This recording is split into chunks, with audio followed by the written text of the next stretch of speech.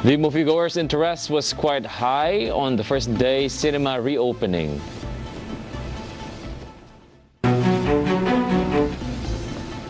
Gojek Tokopedia Group will seriously be listed on Indonesia Stock Exchange.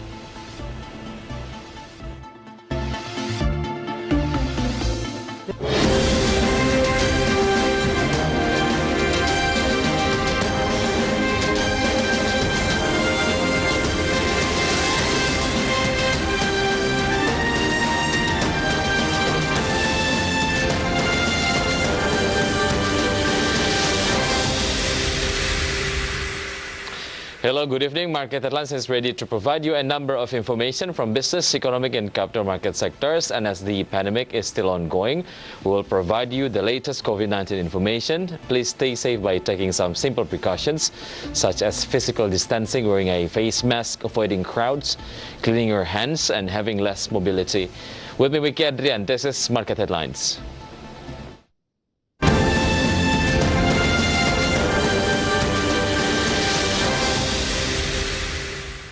After being designated as a special economic zone, the governor of East Java, Kofifa Indar Parawansa, hopes that the Gresik Java Integrated Industrial and Port Estate will be able to increase East Java's export growth.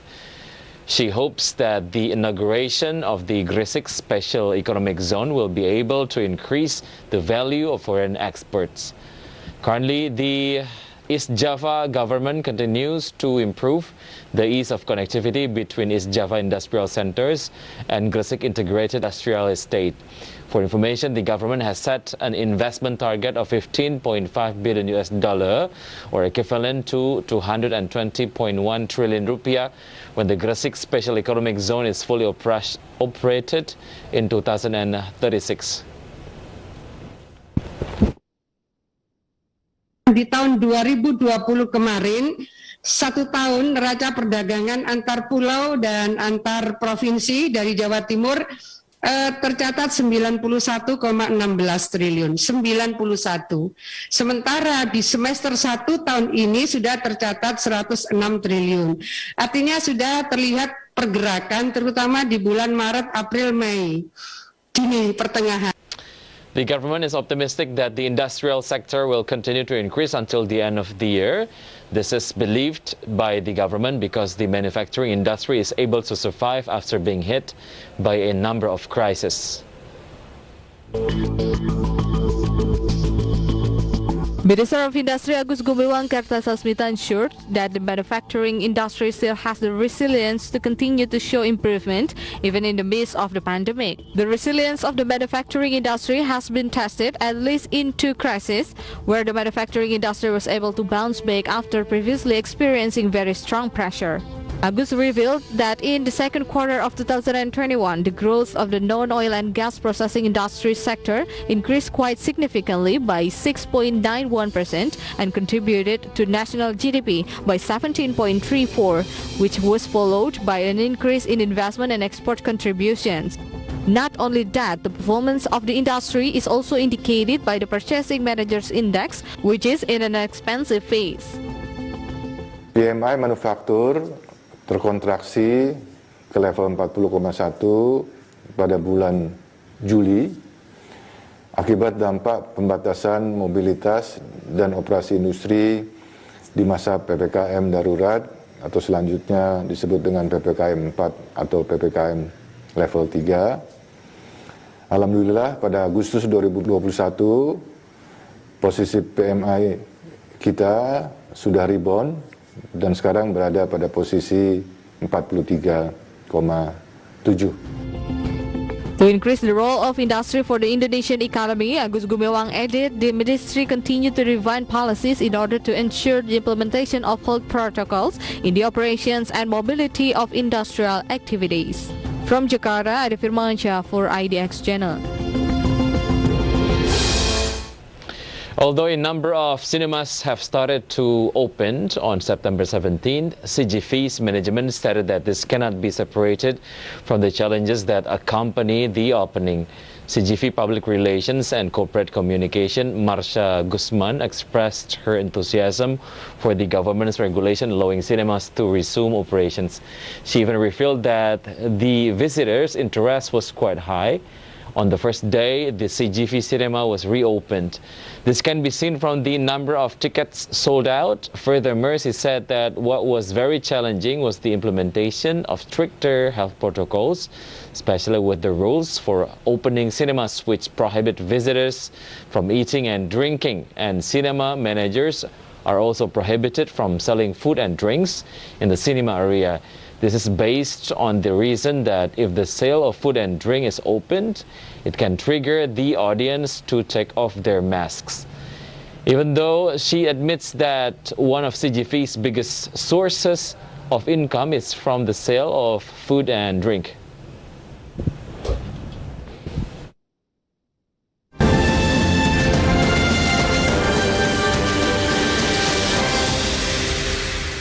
Moving on to global update, the United Arab Emirates will invest £10 billion in post-Brexit Britain, targeting infrastructure, clean energy and technology.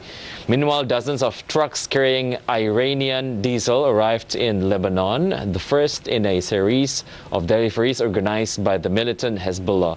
More stories on today's International Minute.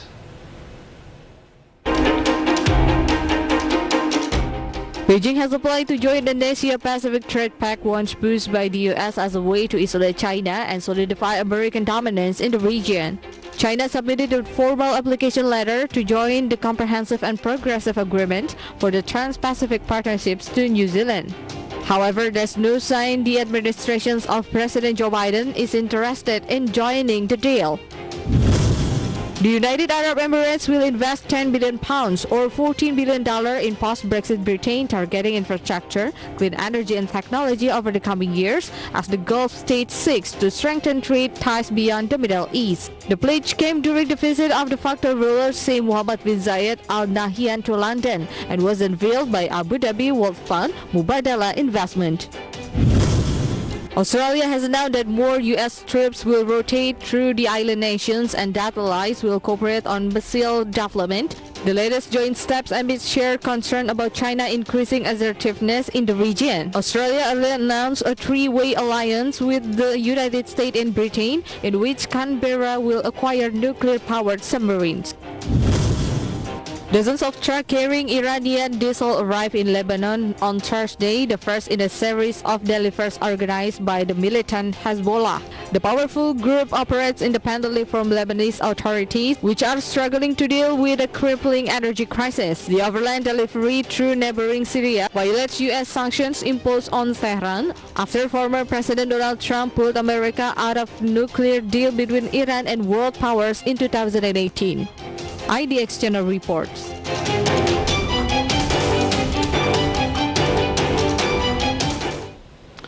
Market headlines will be right back after the break. Stay tuned.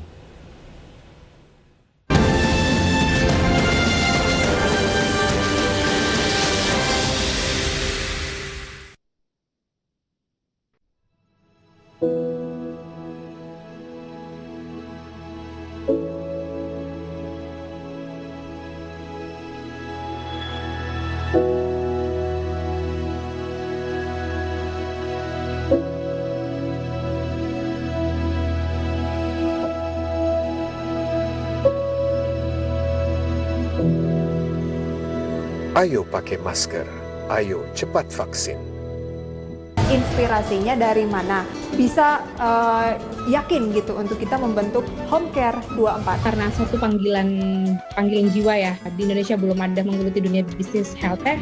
Jangan cuma ngelihat langit, tapi juga ingat bahwa kaki kita tuh masih di tanah gitu. Jangan cuma lihat cuan, tapi ingat masih ada risiko kerugian. Apa yang bisa pelajari dari rugi? Karena kan pasti ada momen di mana seorang investor itu dia rugi, portofolionya itu merah. Nomor satu banget yang paling penting disadari oleh pemula yaitu manajemen resiko. Investasi itu bukan untuk memenuhi kebutuhan hidup, harus tetap bekerja. Trading untuk membantu kita mencapai tujuan hidup. Jadi PT Paragon itu kan memang masih sebuah private company gitu. tetap ada responsibility, saya setuju tadi. Mendevelop tim, ya kan, what can I help you, empower gitu kan, gimana supaya prosesnya lebih efektif. Lebih bisa berkembang lagi. Karena dia ini kan dikenalnya sebagai seorang influencer kesehatan. Sebenarnya sudah berapa lama sih menggeluti dunia, fokus ke dunia kesehatan ini, gaya hidup sehat? Aku dari 2009 lah mulai start olahraga dan jalani hidup sehat tuh dari 2009. Olahraga dan healthy lifestyle tuh memang udah jadi bagian dari hidup aku. Yang bikin aku konsisten tuh karena ada aftermath feelingnya. Kalau misalnya udah nyoba suatu hal, apalagi kardio gitu.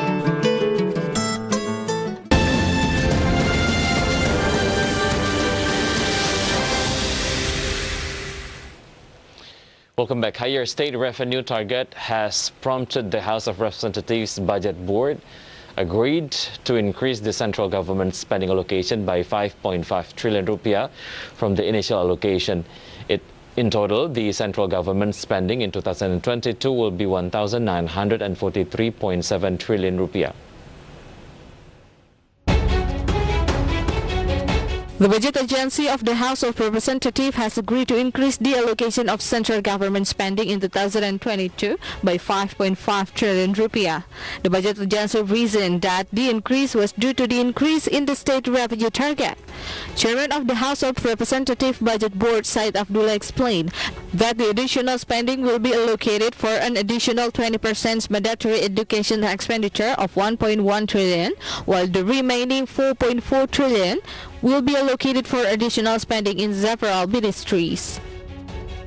Said said that the additional non-education spending of 4.4 trillion rupiah will go to the Ministry of Energy and Mineral Resources, Ministry of Industry, Ministry of Defense, Ministry of Health, and several other institutions. Persetujuan terhadap mitranya masing-masing, maka kita berfokus kawan-kawan semua pada 5,5 T ini. Namun sesungguhnya niat Banggar sejak awal terhadap 5,5 ini akan dijadikan cadangan.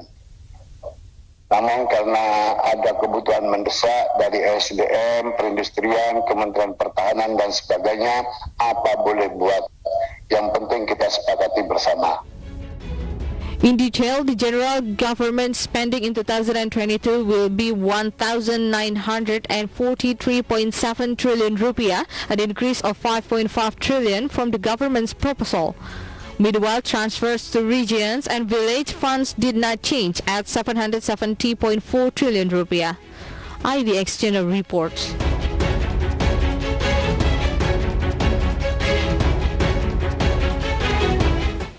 The Ministry of Home Affairs noted that as of September 10, 2021, the realization of local government spending was only 44.39% of the total allocation of 1,208 trillion rupiah. It means that the regional government has only spent 554.42 trillion rupiah. The Director General of Regional Finance at the Ministry of Home Affairs, Muhammad Ardian, said that the realization of local government expenditures increased slightly from the position at the end of August 2021, which was 545.87 trillion. At the end of last month, the absorption was only 43.74%. Furthermore, the realization of provincial expenditures was 186.72 trillion rupiah. Then the realization of district expenditures was 298.99 trillion, and for cities of 68.71 trillion rupiah.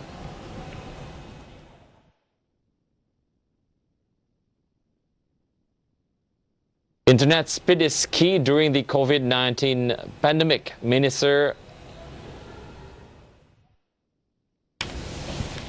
of Tourism and Creative Economy said that through a capable internet network, a digital ecosystem will be created, which is believed to be able to accelerate economic recovery.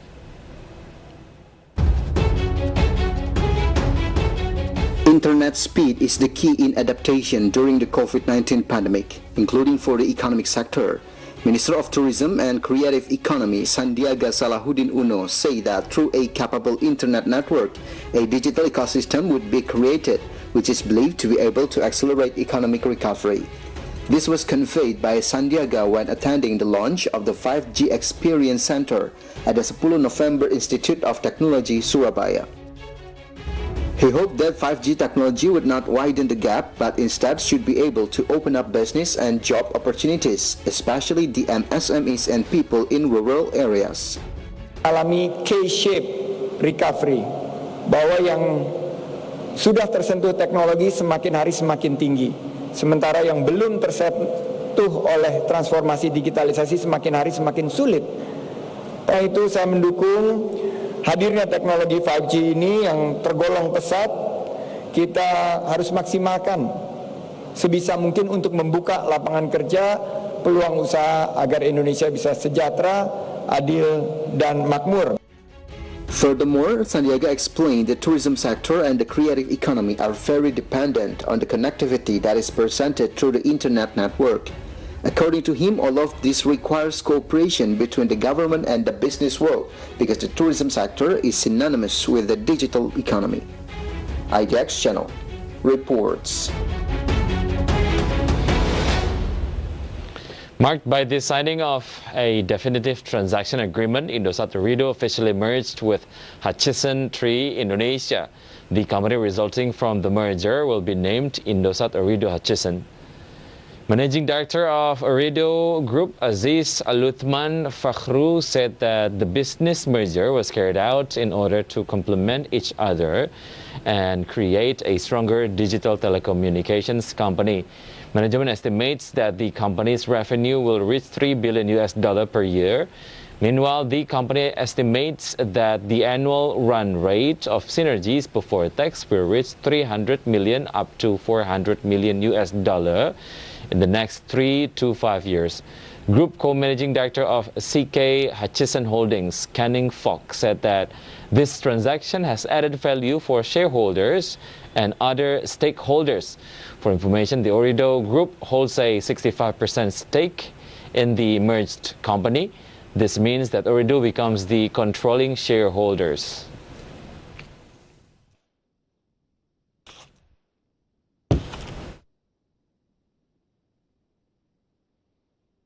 Market headlines will be right back after the break. Stay tuned.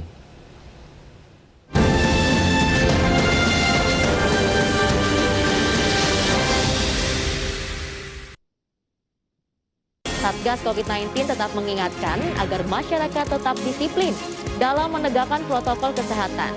Pemerintah akan melakukan upaya terbaik untuk memvaksinasi sebanyak mungkin orang dan secepat mungkin. Kementerian Perdagangan optimistis target pemerintah untuk membuat 30 juta UMKM go digital bisa tercapai di akhir tahun 2023. Wisata Bali dan Labuan Bajo hingga saat ini masih menjadi favorit.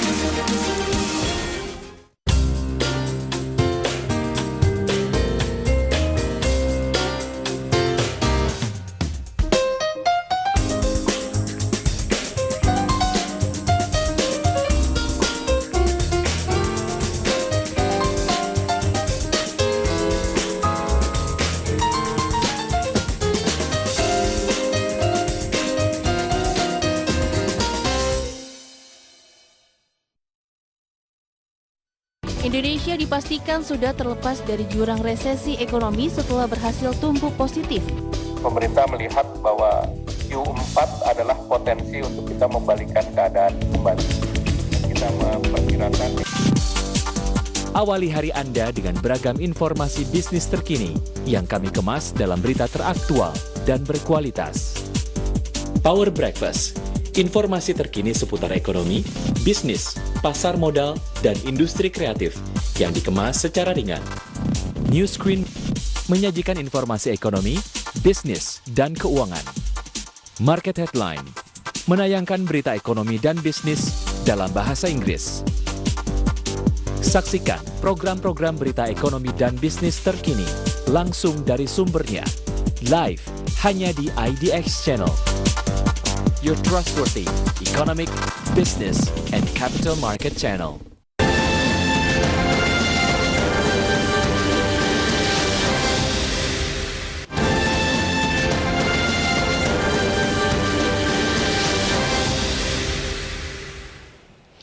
Welcome back. At the Jakarta Composite Index intraday movement earlier today, JCOS opened at the level of 6,094.96.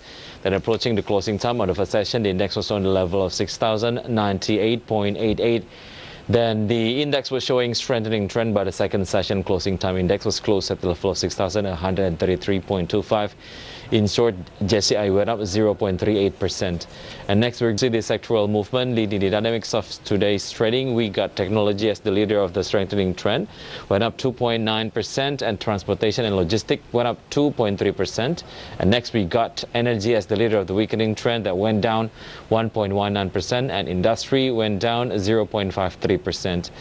And moving on to top gainers and top losers, here are the key highlights from today's trading session. Arto went up 7.09% to the level of 15,850 rupiah per share. Telkom went up 2.62% to the level of 3,530 rupiah per share. Friend went up 2.4% to the level of 128 rupiah per share. And Care went up 6.6% to the level of 452 rupiah per share.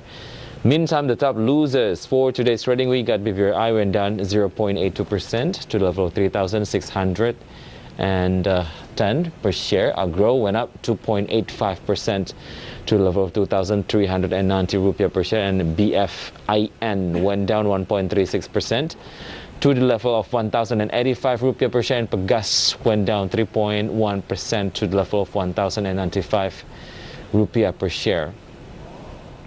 This is the intraday movement of rupiah towards US dollar. Opened at the level of 14,268. Rupiah was also showing weakening trend towards US dollar and was closed at the level of 14,274. In summary, rupiah went down 0.43%.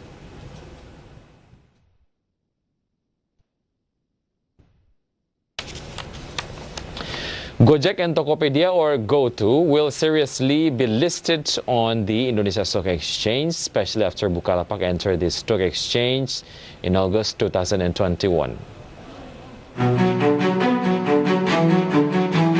Gojek and Tokopedia, or GoTo, will seriously be listed on the Indonesia Stock Exchange after Bukalapak, which entered the stock exchange last August.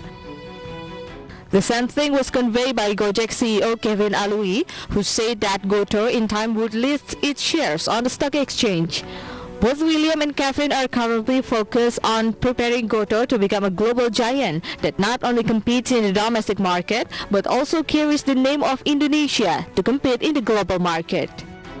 Berbangga Pak, Bukalapak juga bulan kemarin ya Bu, sudah membuka karpet merah buat kami semua pelaku teknologi nasional untuk nantinya juga melantai ke Bursa Indonesia.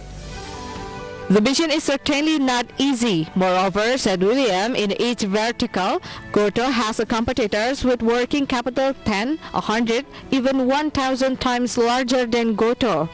For example, Amazon has a working capital of 2 to 3 trillion US dollar. IDX Channel reports.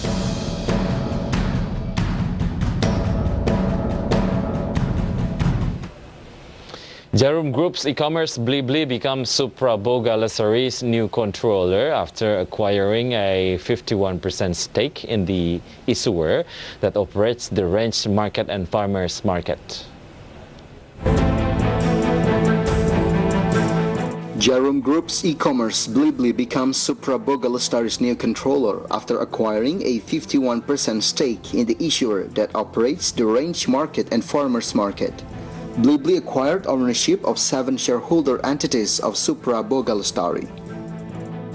In an official statement, Blibli management stated that the purpose of the takeover is for business development and expansion of the company's ecosystem as one of the leading e-commerce companies in Indonesia. The estimated number of shares taken over representing 51% of the total issued and paid up capital of Supra Boga Lestari, while the transaction will result in a change of control over Supra Boga Lestari. 51% shares are worth around 1.76 trillion rupiah, based on the last price of Supra Boga Lestari shares, which were traded at 2,200 rupiah per share on Wednesday, September 15, 2021. IDX Channel reports.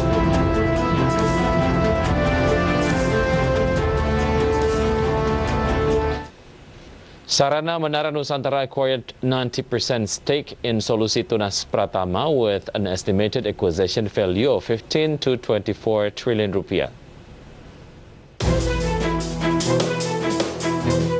Sarana Menara Nusantara is increasingly aggressive in becoming the largest telecommunications tower company in Indonesia.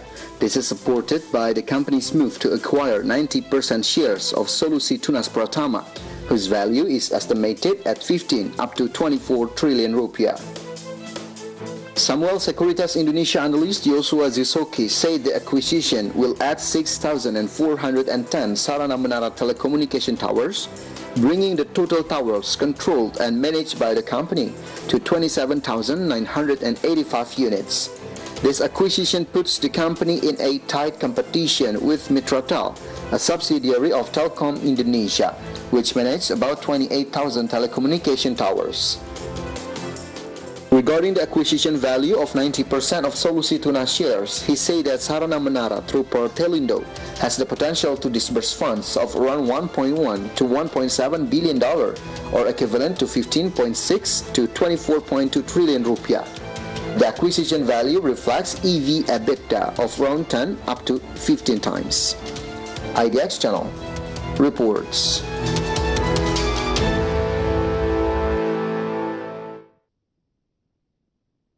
And step aside from market condition as the efforts in achieving herd immunity is still going on. Here are the update about COVID-19 vaccinations in Indonesia.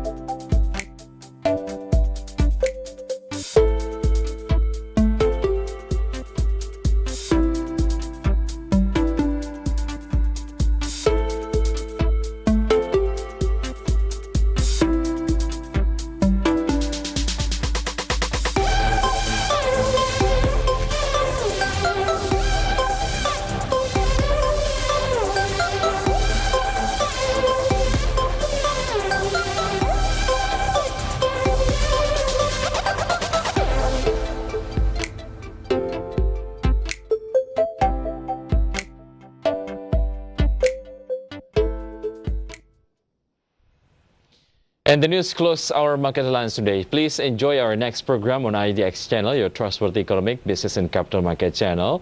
And we can get through this pandemic by staying disciplined on health protocols. Everyone must wear a face mask because it can protect us from COVID-19. Use masks properly and encourage family and people around us to do the same. I'm Wicky Adrian. Have a nice evening and stay safe.